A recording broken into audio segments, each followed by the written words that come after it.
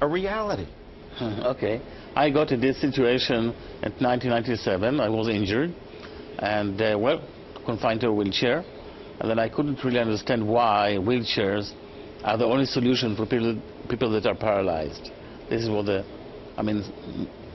thing that kind of pushed me to think about that.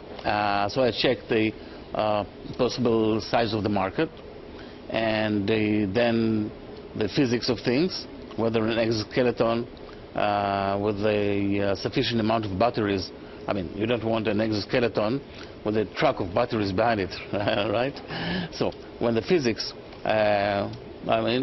acknowledged that it is possible and the market is large enough, then I was motivated to do that.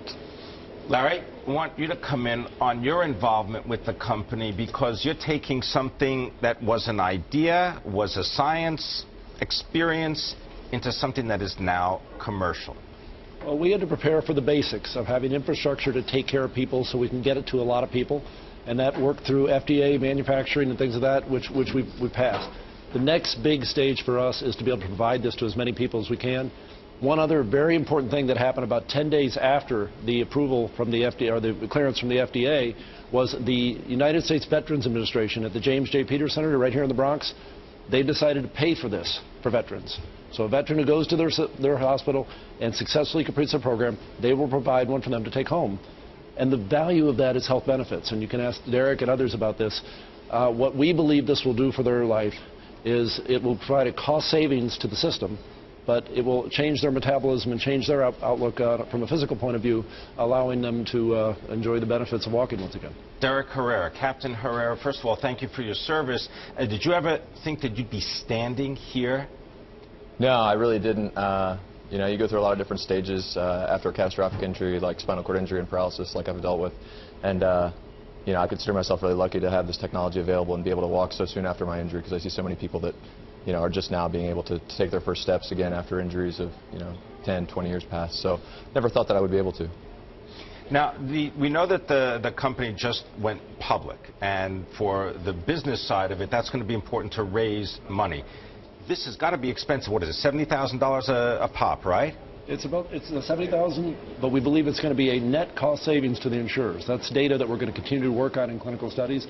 But part of the VA decision was looking at the health benefits, and they didn't want to lose them, and the benefit that that was giving them from an economic point of view. Derek, the health benefits, at least for standing, seem pretty obvious. What about the psychological benefits in terms of making your life a whole different experience? Yeah, absolutely.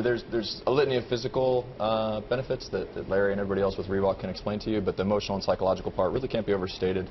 You know, being able to stand and look someone in the eye once you're 6'2", and then, you know, having spent a significant amount of time in a chair looking up at everybody, that's important. And then really more important than anything that I've identified as my personal experience with the device is inspiration. So a lot of friends, unfortunately, that I have are amputees, and, you know, the technology with prosthetic limbs 10 years ago is vastly different than it is today. And my hope is, and the reason I feel inspired is because I really believe that in 10 years these devices will be, you know, follow a similar path that the prosthetic limbs did, and you know, and then hopefully they'll be proliferated to the point where when people are injured, they don't have to worry about walking again. It's just going to be an accepted fact that if you have a spinal cord injury, it's not going to prevent you from walking.